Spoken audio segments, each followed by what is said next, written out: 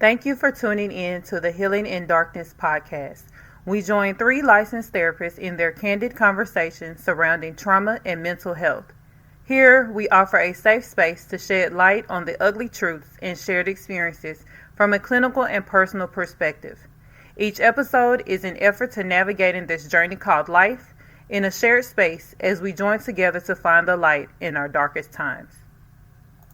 Last time we talked, we discussed our own experiences with racial trauma in our particular workplaces prior to coming to the empowering space. And we didn't get a chance to really break down a lot of what was really happening to us. We didn't get a chance to sort of stop and highlight this as a microaggression.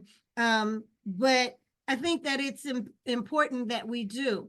You know, I know that for me, when I was experiencing these incidences and these particular interactions, because I would literally lose my voice because I didn't have the language to be able to say, you know what, you gaslighting me right now, like, right? Or I didn't have the language to say, this feels really, this feels sort of down low aggressive. And you're putting me off. And I know that a lot of my clients, they have the same reaction, the same trauma response, that frozen response, because they don't have the language. And a lot of times they're asking, why is this happening to me? Why is she doing that to me? What have I done to provoke this, right? We're trying to move our way, navigate our way, because we know that we have innately, we know that we have control over our person. So maybe if we change what we're saying or we change what we're doing, then we will change how this person or these people are choosing to interact. What are you all's thoughts about all of that?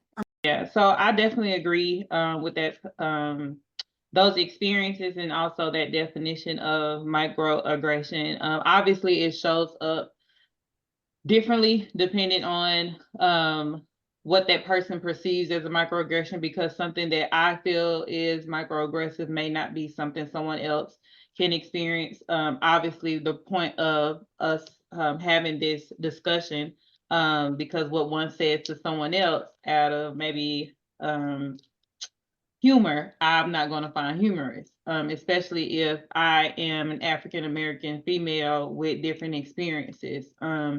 I remember one time I was at work and there was this guy, an older Caucasian male, and it was Juneteenth. I'll never forget, it was Juneteenth and we were at work. Obviously, this is not something that everyone is off for. I think probably within the last year or two, people are starting to acknowledge that this is a actual day to reserve as a holiday, and they are off. But this year, we obviously were not off for the organization that I work with, and there were about 6 Black women on the elevator. He got on the elevator and he did not speak. He goes, it's Juneteenth and y'all decided to work. Isn't that something that y'all probably shouldn't be doing today?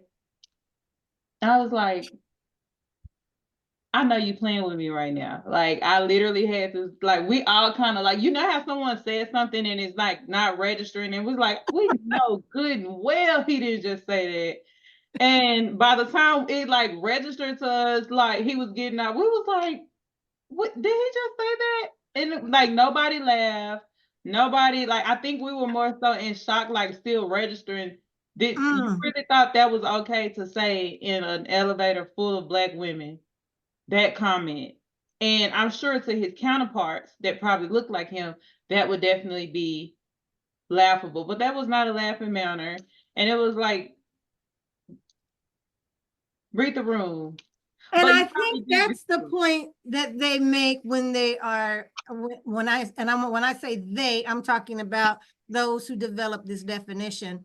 I think that's the point that they want us to actually recognize, is that many times that often unintended part, or that subconscious piece, I don't take that into consideration.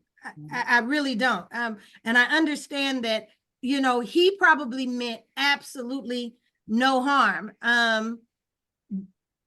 But because he hasn't had to experience what you all have had to experience, it's taken way too flippant, and it's having a conversation with people on a very intimate subject that you don't have a relationship with.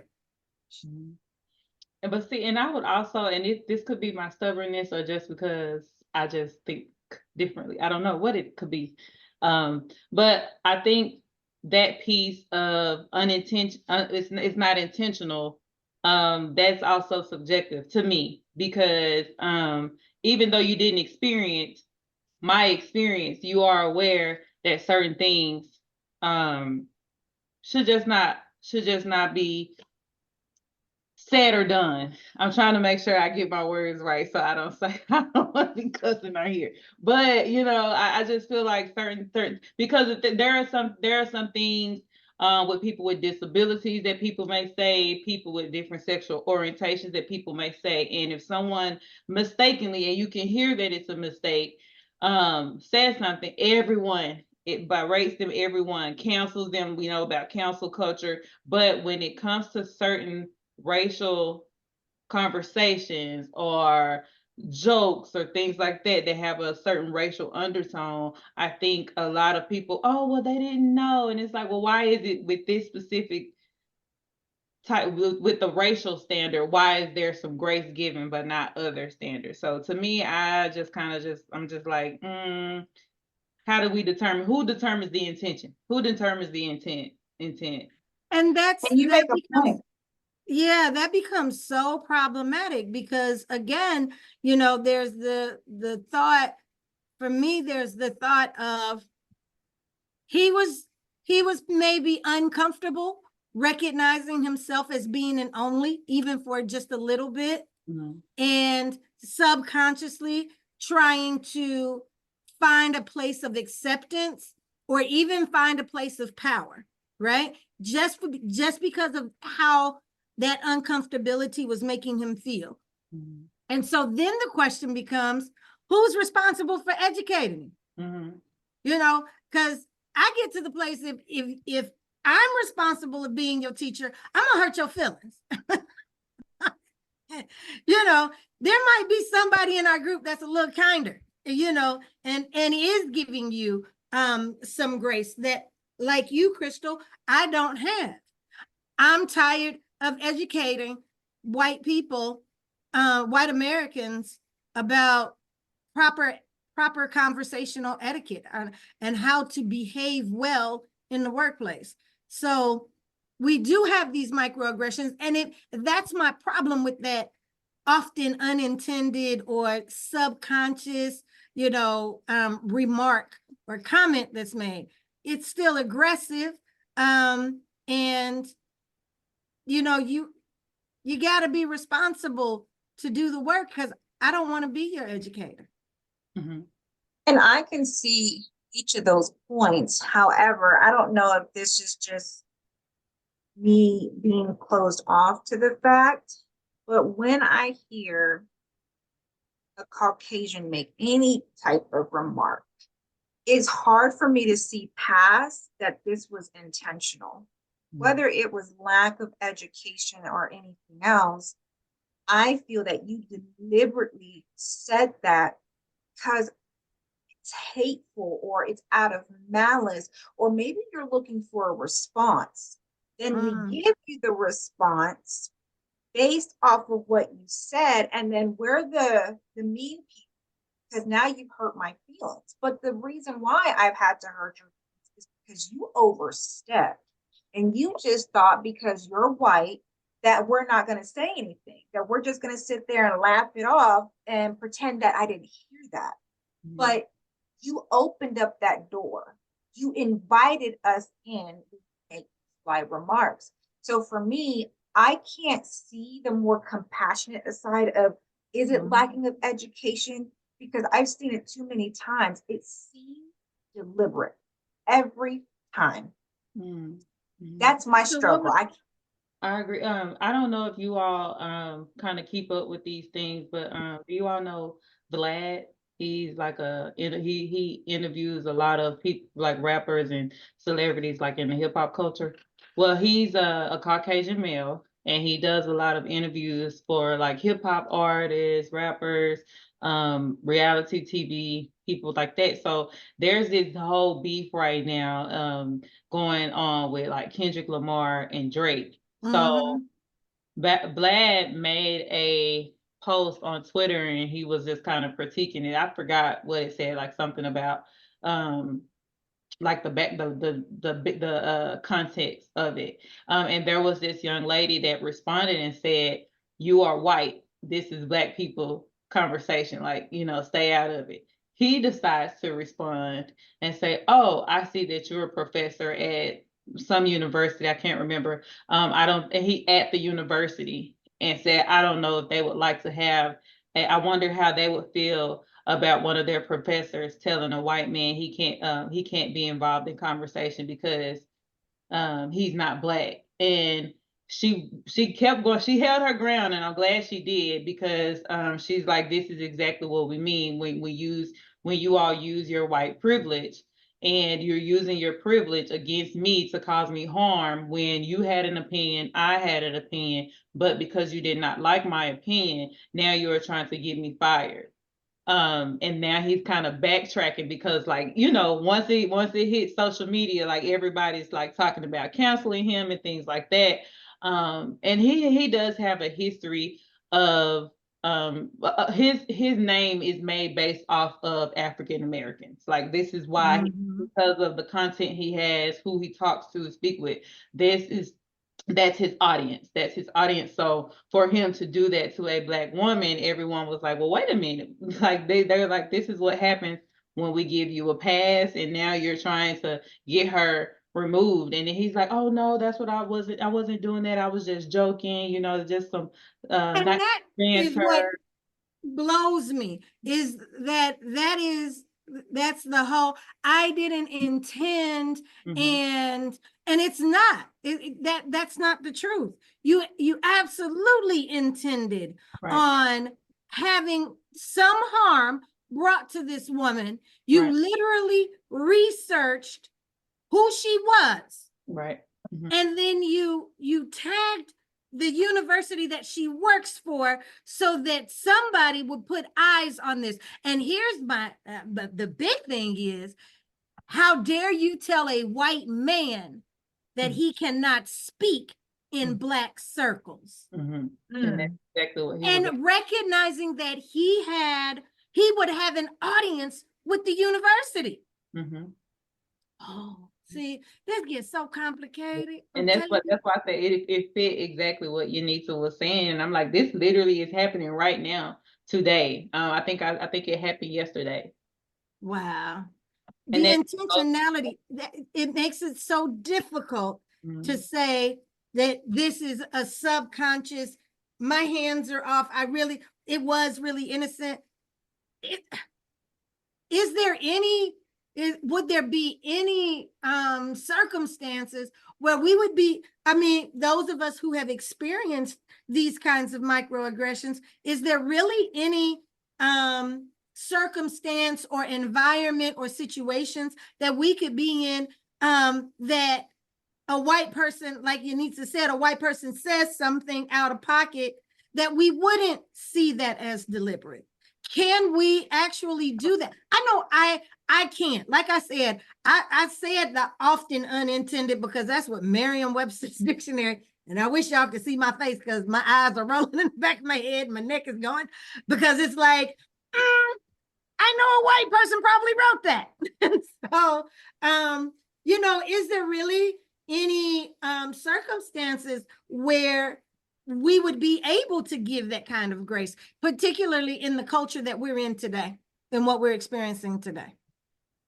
Yeah, I think that's the part where people of color kind of get drained and exhausted, just because it's like, how much grace do we have to give? How many lessons do we have to teach? Because when the shoe is on the other foot, we are not giving that same grace. We are not giving the, oh, well, just consider maybe she didn't know, he didn't know. Like it's you should know. If you don't know, why shouldn't you? You know, like, so I think that's where the difficulty comes in, because it's like, well, literally, if the shoe is on the other foot, I know for a fact, whether man or woman, this will not go the same way.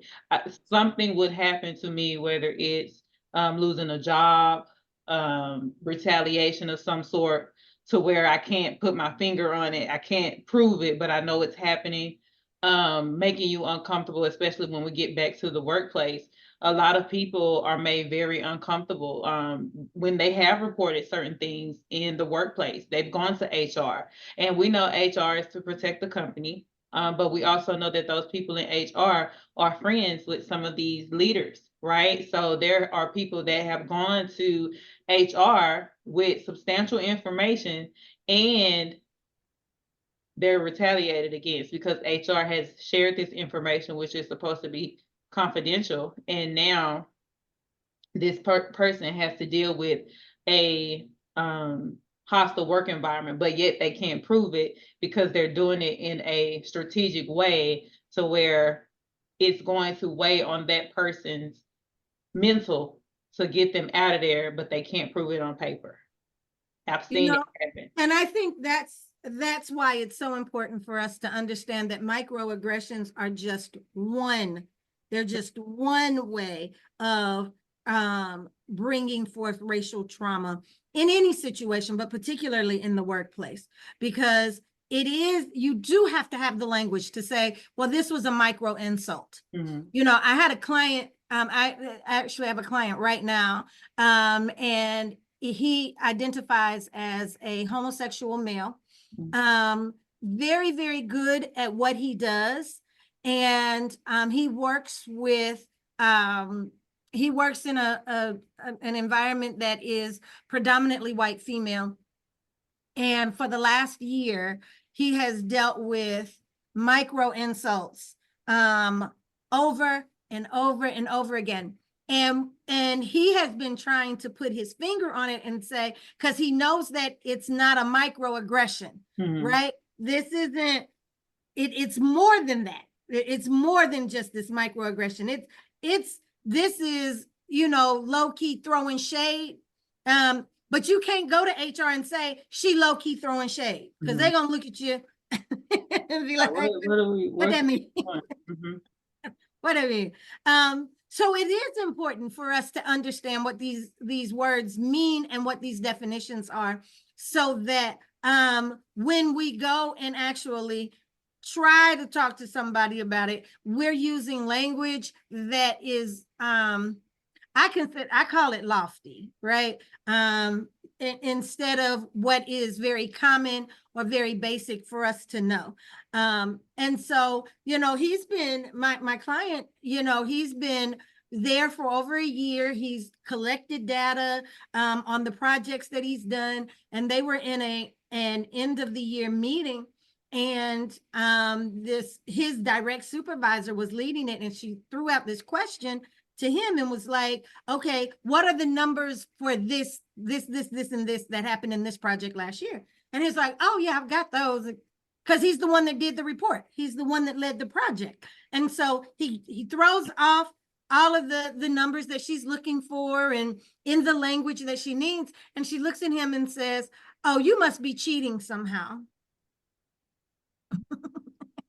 Like, I didn't know you was gonna ask me. But anyway, but then she asks the same question of one of his counterparts, white female. She gives the same kind of answer because it was a project that she worked on, and the compliment came, which is great memory, great work. Love how you're keeping us on track. So when you go to HR, you're going to HR, generally you're going to HR to talk about what is happening with your person, but you have to give them a larger context. And you have to say, and this is why this was a micro insult, because there was a compliment given to the next person who had the exact same question. and gave the exact same information. So you have to have, you got to have this conversation. You've got to have this language. And again, you know, it gets tiring. I know I can't cuss because we're supposed to be professional therapists, right? But it gets tiring, okay? It becomes exhaustive. Having to learn this information and actually disseminate that and distribute it and utilize it to our own benefit. But we have to, I mean, just because of the culture that we're in right now. Right. Are you guys aware of the pro-Palestinian protest at Ole Miss over the weekend? Oh, I didn't know about Ole Miss, but they have been here at UT Dallas. Oh, wow.